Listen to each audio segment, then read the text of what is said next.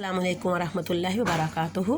اور اگلا جو تھوڑا سا رہ گیا ہے کہ اس میں کیا تھا کہ جب انہوں نے دیکھا کہ انہوں نے مسلمانوں نے خندق کھول دی ہوئی ہے اور ان کو مجبوراً ہی کیا کرنا پڑا، اپنے خیمے انہوں نے خندق کے باہر لگا دیے۔ اب وہ کوشش کر رہے تھے، بڑی کوشش کی انہوں نے کہ خندق کے جا کے دیکھ کے کہ ہم عبور کر سکیں، لیکن خندق کو عبور نہیں کیا گیا نا، نہیں کر سکے۔ اب مسلمانوں کے جو تیر اندوز ہے وہ خندق کے اس سائڈ پہ کھڑے تھے، دوسری اپنی طرف بھی وہ تیر اندوزی کے ساتھ ان کا مقابلہ کر رہے تھے، نشانہ بڑھا رہے تھے۔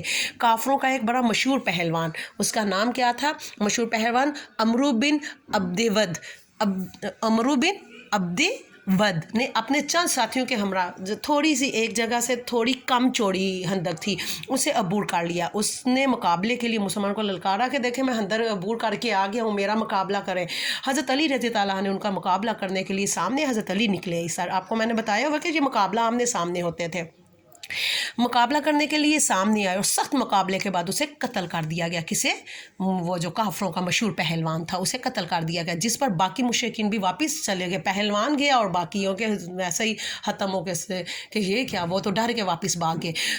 دونوں طرف سے تیر اندازی ہوتی رہی لیکن خندق کو کوئی بھی پار نہ کر سکا۔ یہ سلسلہ کئی روز تک جاری رہا اور یہودوں کا قبیلہ، یہود پتہ ہے مدینہ میں رہنے والے تھے، قبیلے کے یہودوں کا ایک قبیلہ بنو قریظہ، کون سا؟ بنو قریظہ، اس وقت میثاق مدینہ کی وجہ سے مسلمانوں کی طرف سے لڑ رہا تھا، کیونکہ انہوں نے وعدہ کیا تھا میثاق مدینہ میں کیا تھا کہ ہم دشمن کا ساتھ نہیں دیں گے، ہم آپس میں نبی پاک صلی اللہ علیہ وسلم کے ساتھ ان کا وعدہ تھا۔ اس وعدے کی وجہ سے وہ مسلمانوں کی طرف سے لڑ رہے تھے، لیکن مشرکین نے انہیں لالچ دیا کہ ہم آپ کو یہ کریں گے، کچھ پیسوں کا یا کچھ زمین کا، یا ہم اب تمہیں کچھ اگر جیت گئے تو ہم تمہیں اپنی قیادت میں لے آئیں گے، یا کچھ اس طرح کا کچھ معاملات ان کے ساتھ ہوئے کہ ہم تمہیں عہدوں میں دے دیں گے۔ انہوں نے لالچ میں آ کے مسلمانوں کے ساتھ وعدے کو توڑ دیا اور اس طرح بنو قریظہ نے امن کا وعدہ توڑ کر مشرکین کا ساتھ دیا اور مسلمانوں کے اس قلعے پر حملہ کرنے کی کوشش کی جہاں عورتیں اور بچوں کو کیونکہ مدینہ میں محفوظ قلعے میں رکھ دیا گیا تھا، اس اندر سے انہوں نے کیا کیا کہ اس قلعے پہ جا کے حملہ کیا۔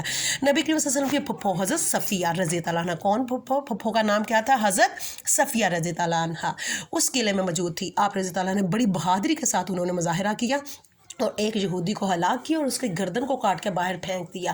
جب پھینکا تو ان کو تھا کہ اندر بھی کچھ صحابی موجود ہیں، اندر بھی مسلمانوں کے لشکر ہیں، تو وہ ڈر کے ادھر سے بھی بھاگ گئے، جس سے وہ یہ سمجھے کہ قلعے کے اندر تو مسلمانوں کا بھی لشکر موجود ہے، اس لیے انہوں نے دوبارہ اس پر حملہ کرنے کی جرت نہ کی۔ اسی دوران ایک نو مسلم صحابی سے مراد ہوتی ہے کہ ابھی نئے وہ مسلمان ہوئے تھے، نئے بن مسعود رضی اللہ عنہ نے اپنی جنگی حکمت عملی کے ذریعے سے قریش اور یہود کے درمیان اتحاد کا خاتمہ کر دیا۔ کیا قریش اور یہود کے درمیان کیا کہ وہ نو مسلم تھے اور انہوں نے بڑے اچھے طریقے سے انہوں نے جا کے قریش کے ساتھ مل کے یہ بتایا کہ یہود نے تو مسلمانوں کے ساتھ مل گئے ہیں، اور یہود کو آ کے یہ بتا دیا کہ جو قریش ہے انہوں نے تمہارے ساتھ جو وعدہ کیا وہ پورا نہیں کرنا۔ اس وجہ سے وہ ان کے درمیان وہ انبن ہو گئی اور انہوں نے اس معاہدے کو بھی توڑ دیا جو یہودیوں کو قریش کے ساتھ ہوا تھا۔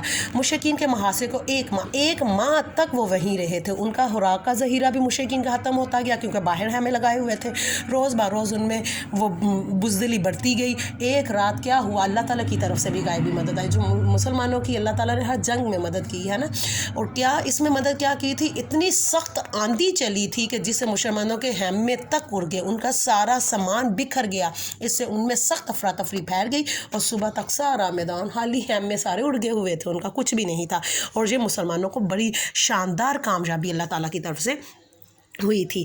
اب یہ نتیجہ کیا نکلا، اس کے نتائج کیا؟ پتہ ہے نا ہر چیز کے بعد کچھ نتیجہ ہوتا ہے۔ اب یہ کیا ہوا تھا کہ اب آگے انہوں نے ہمیشہ کے لیے ان میں بددلی ہوگی اور وہ آگے کوئی کسی جنگ کے لیے مسلمانوں کے لیے نہیں آئے۔ غزوہ خندق میں کفار کے 10 افراد قتل ہوئے، کتنے؟ 10 ان کے قتل ہوئے تھے اور مسلمانوں کے 6 شہید ہوئے تھے۔ مسلمانوں کے 6 شہید ہوئے۔ غزوہ خندق فیصلہ کن ثابت ہوئی۔ کیسے فیصلہ کن ثابت ہوئی؟ پہلی جنگ میں کیا تھا، ابھی کوئی رزلٹ نتیجہ نہیں نکلا تھا، اس میں سارے عرب کے یہودی جو تھے وہ مسلمانوں کے ساتھ مل کر لڑ رہے تھے، لیکن اس کے باوجود بھی ان کو ناکامی ہوئی تو ان کو ناکامی کا منہ دیکھنا پڑا اور آئندہ سے انہوں نے جنگ کرنے کا فیصلہ چھوڑ ہی دیا۔ نمبر 3، اس غزوہ کے بعد مسلمانوں کے رعب و دبدبہ میں اضافہ ہو گیا، قریش مکہ کی طاقت ختم ہو گئی کہ ان کو پتہ چل گیا کہ مسلمان سچے ہی ہیں اور ان کو رعب دبدبہ کے بہت یہ بڑے بہادری سے لڑتے ہیں اور ان کے ساتھ ہمارا مقابلہ نہیں، اور ان کی غائبی مدد کی جاتی ہے۔ غزوہ خندق میں اللہ تعالیٰ کی طرف سے مدد کو دیکھ کر بیشتر قبائل عرب نے اسلام قبول کر لیا، کہ جب دیکھا کہ اللہ تعالیٰ کی غائبی مدد ہوئی ہے تو انہوں نے اسلام قبول کر لیا۔ اللہ حافظ، فی امان اللہ۔ آپ نے اسے اچھی طرح ریڈ کر لینا، اچھی طرح پڑھ لینا ہے آپ نے، اور آپ پڑھیں گے تو آپ کو سمجھ آ جائے گی۔ پھر میں آپ کو یہ سوالوں کے جوابات لگوا دوں گی۔ پہلے تو میں آپ کو ویسے بتاؤں گی اپنے ورز میں جس طرح بیان کرتی ہیں، اور پھر میں آپ کو نشان بھی لگوا دوں گی۔ اللہ حافظ، فی امان اللہ۔ اپنا خیال رکھیے گا۔